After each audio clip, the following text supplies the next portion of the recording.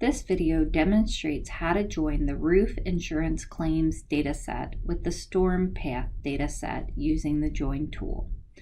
Now that we have completed our data preparation for both datasets, we can join our datasets so that the storm path data can be used in our claims analysis.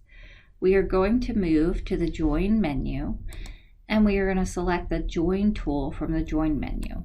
As we drag it onto our canvas, we're going to pull it fairly far forward because we need to connect both our claims data as well as our storm path data.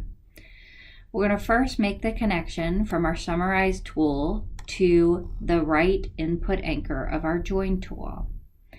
Then we're going to connect the unique output anchor to the left input anchor of our Join tool.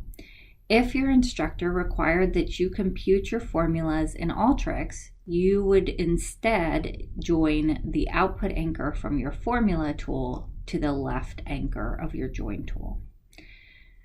Now that we have made both of our connections, it's time to tell Alteryx how to match the two data sets up. And we're going to match these data sets up using the longitude and latitude. So we can go ahead and click on the down arrow and we can find the latitude in our claims data set. Unlike the first time we used the Join tool, however, the right side did not auto-populate. And the reason for that is because when we used the Summarize tool, we replaced all of the latitudes with the first latitude, telling the Summarize tool to group the hail, wind, and rain fall measures by time and assign them to the first latitude. So we're going to use the down arrow and we're going to select the first latitude. We're going to repeat this process, identifying the longitude in the claims data set and then the first longitude in the storm path data set.